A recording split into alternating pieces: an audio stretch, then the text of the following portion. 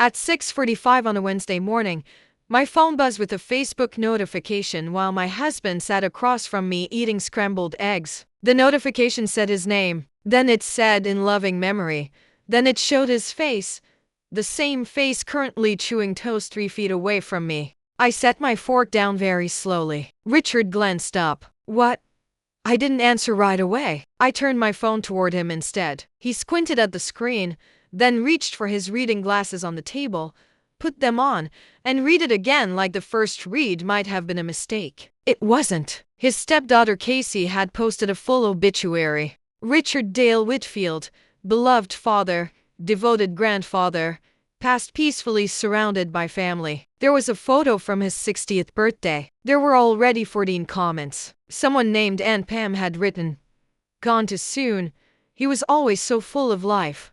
Richard read that line twice. "I'm sitting right here," he said. His voice didn't rise. It just went very quiet, the way it does when something actually lands. He looked at his hands, then at his eggs, then back at the phone like he needed a fourth confirmation that he was, in fact, alive and holding a fork. I remember thinking that this was either an enormous mistake or something much worse, and I wasn't sure yet which one scared me more. Richard was 68. He'd had a mild stroke 8 months earlier, the kind that left his left hand a little slower to cooperate and gave him headaches if he read too long without breaks. He'd recovered well, all things considered. His doctor called it a remarkable outcome. His neurologist had cleared him for driving again just 2 months before. He still got tired by mid-afternoon. He still sometimes lost a word mid-sentence and had to reach for it, patient, unbothered, the way you'd wait for a bus that always eventually came. But he was sharp. He balanced his own checkbook. He still beat me at crossword puzzles more often than I like to admit.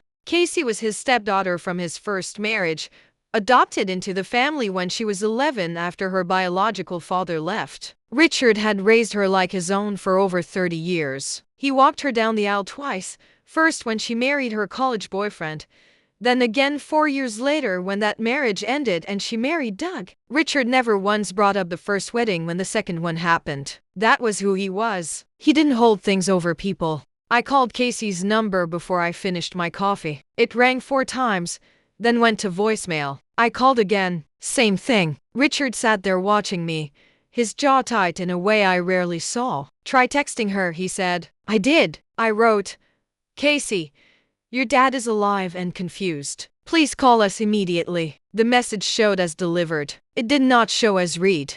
By 7:30, the post had 31 comments. People were sharing memories. Someone posted a photo from a family reunion in 2019 with the caption, "Rest easy. Uncle Rich, you were one of the good ones." A woman named Deborah, who I vaguely remembered as a co-worker of Casey's, wrote 3 paragraphs about how Richard once helped her move apartments and never asked for anything in return. It should have felt touching. Instead, it felt like watching my husband's funeral happen in real time while he sat in his bathrobe holding a coffee mug that said "World's okayest golfer." Richard finally stood up, walked to the counter, and called Casey's husband Doug instead. Doug picked up on the second ring. "Hey, Rich," Doug said, and then there was a long pause, the kind of pause that tells you everything before a single word gets said. "Is everything okay?" "Doug," Richard said, "why does Facebook think I'm dead?" Another pause. Then Doug said something that made Richard go very still, the same stillness I'd seen when he read that obituary the first time. "Casey didn't tell you?" "She said the hospital called her this morning." "What hospital?" "St. Vincent's. She said they called about you last night." Richard looked at me. I hadn't heard anything from any hospital. Neither had he. We hadn't been to St. Vincent's in months. Not since his cardiology follow-up back in the spring, and that appointment had gone fine, completely routine.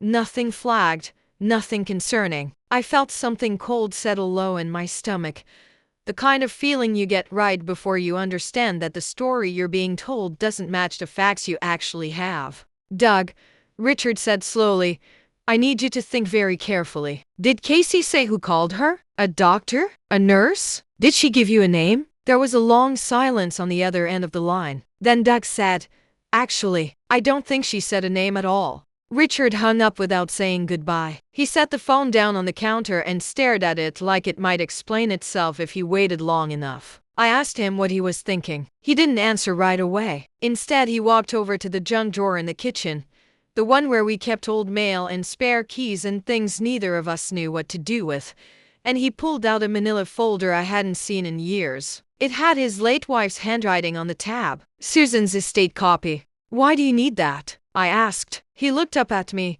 and for the first time that morning, he looked scared. Not confused, not embarrassed, scared. "Because," he said, "if nobody called from a hospital, then somebody made this up on purpose. And I need to know why my own daughter would announce I was dead before she even bothered to find out if it was true." I watched him open that folder with hands that weren't quite steady, and I realized we hadn't even gotten to the worst part yet. Because buried at the bottom of that folder, tucked behind 12-year-old paperwork neither of us had touched since Susan passed, was something that was about to answer a question neither of us had thought to ask. Whose name, exactly, was still on that folder, and why did it look like it had been opened recently? Richard's hands were shaking slightly as he pulled the papers out of the folder. I moved my chair closer to him, and together we looked through pages neither of us had touched in over a decade. Susan's old estate documents, the will she'd written before she passed,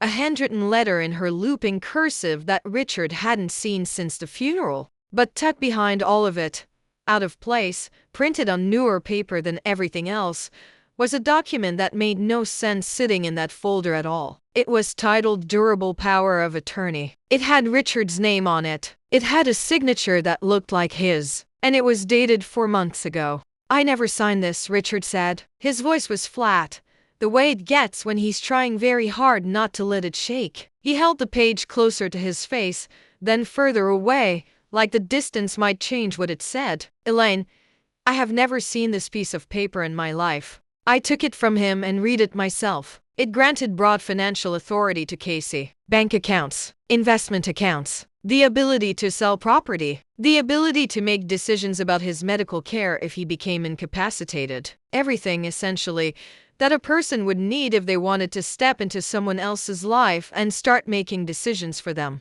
The signature at the bottom did look like Richard's, close enough that I understood immediately why it would pass a glance. But Richard doesn't sign his middle initial with a loop like that. He never has. Not once in 14 years of watching him sign birthday cards and mortgage papers and Christmas cards to his grandchildren. "That's not your signature," I said. "I know," he said. "I know my own name, Elaine." We sat there for a moment, not talking, both of us staring at a piece of paper that had apparently existed in our house for 4 months without either of us knowing it. I thought back, trying to remember anything unusual from that time. Then it hit me. In March, Casey had come to visit for a weekend, right after Richard's follow-up appointment. She'd offered to help him organize his files, said his home office was a disaster, and she wanted to set up a better system for his medications and paperwork. Richard had been tired that week, still recovering some of his energy after the stroke, and he'd let her. I remembered making her coffee. I remembered thinking how sweet it was that she wanted to help. "She was alone in your office for almost 2 hours that Saturday," I said slowly. "I brought her lunch on a tray because you were napping." Richard didn't say anything. He just looked at the document again, at that unfamiliar loop on the letter he'd written the same way 10,000 times. By 9 that morning, the obituary had over 60 comments and had been shared 11 times. Richard's brother Gary called, crying, asking if it was true, if he needed to book a flight. Richard had to explain to his own brother, calmly, that he was alive, that he had eaten breakfast that morning, that whatever Casey had posted was either a horrible misunderstanding or something much darker. Gary went quiet on the phone for a long moment before saying something that stuck with me for the rest of the day. "Rich, I hate to say this, but Casey called me last month asking a lot of questions about your finances. I thought it was strange at the time, but I didn't think anything of it."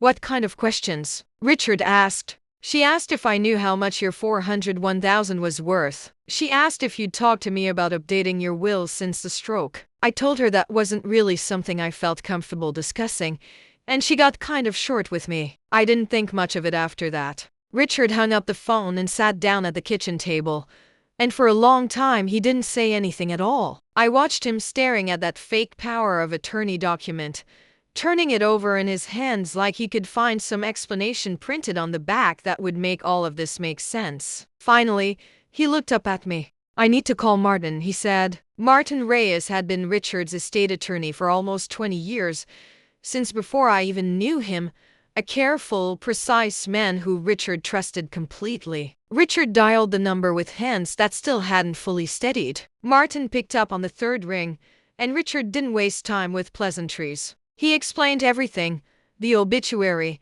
the phone call to Doug, the mention of a hospital that never called, and finally the power of attorney document sitting in front of him with a signature he swore he'd never made. There was a long pause on Martin's end of the line. Long enough that Richard said, "Martin? You there?" "I'm here," Martin said slowly. "Richard, I need you to listen to me very carefully.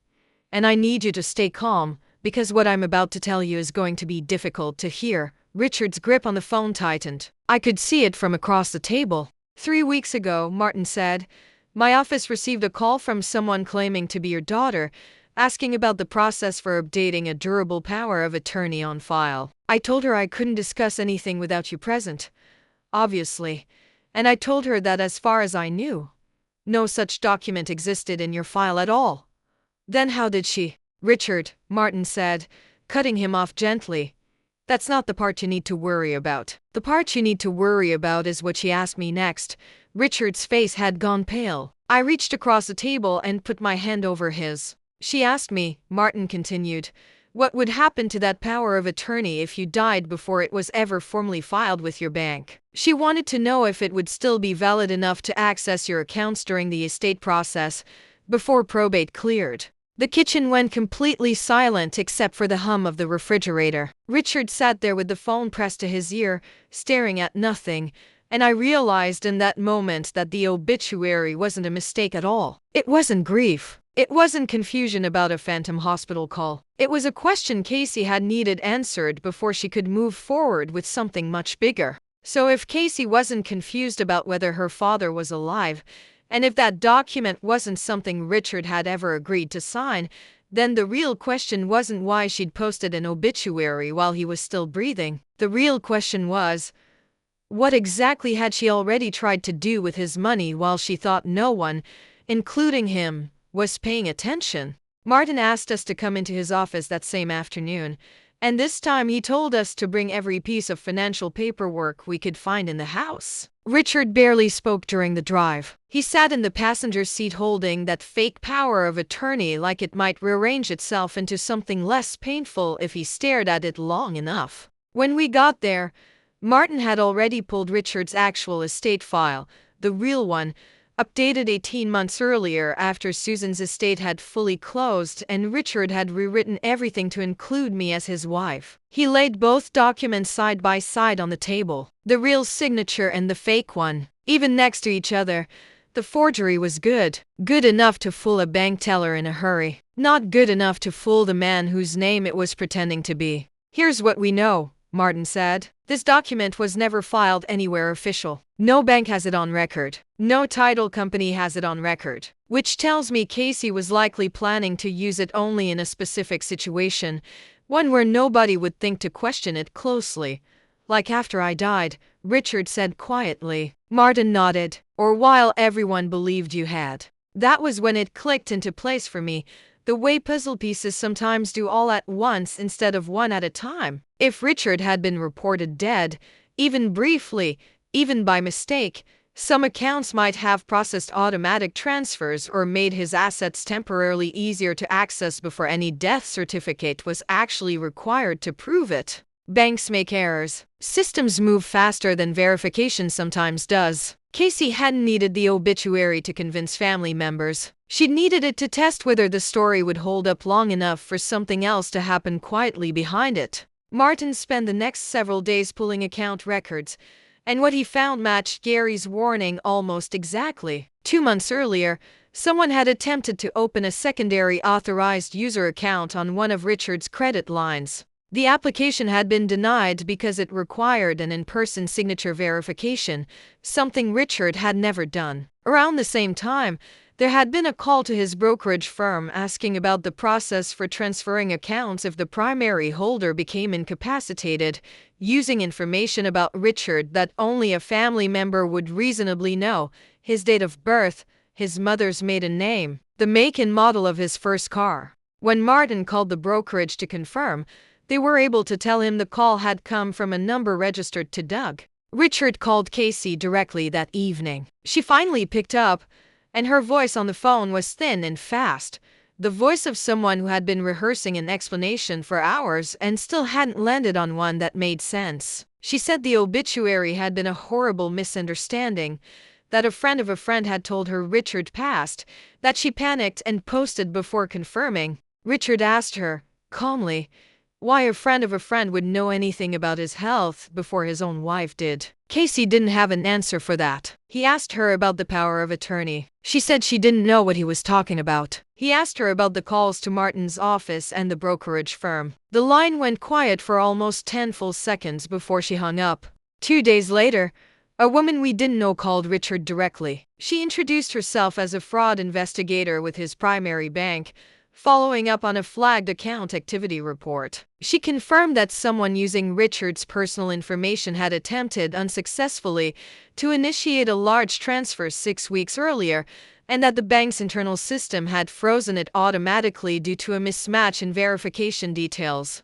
She asked if Richard wanted to file a formal report. He said yes without hesitating. The investigation that followed wasn't dramatic in the way people expect these things to be. There were no police kicking down doors, no handcuffs in a driveway. It was slow and procedural, built entirely out of documents, phone records, and account logs that painted an unmistakable picture over the following weeks. Casey had spent months quietly trying to build access to her stepfather's finances under the assumption that his stroke had left him easier to work around than it actually had. When that access didn't come easily, the obituary became a shortcut, a way to force movement through systems that treat death as a trigger for action. It hadn't worked, but it had exposed exactly what she'd been trying to do before it worked. Richard chose not to press criminal charges. Martin told him he had every right to, and Richard sat with that decision for almost 2 weeks before deciding against it. He said Casey's mother would have hated seeing her daughter in a courtroom,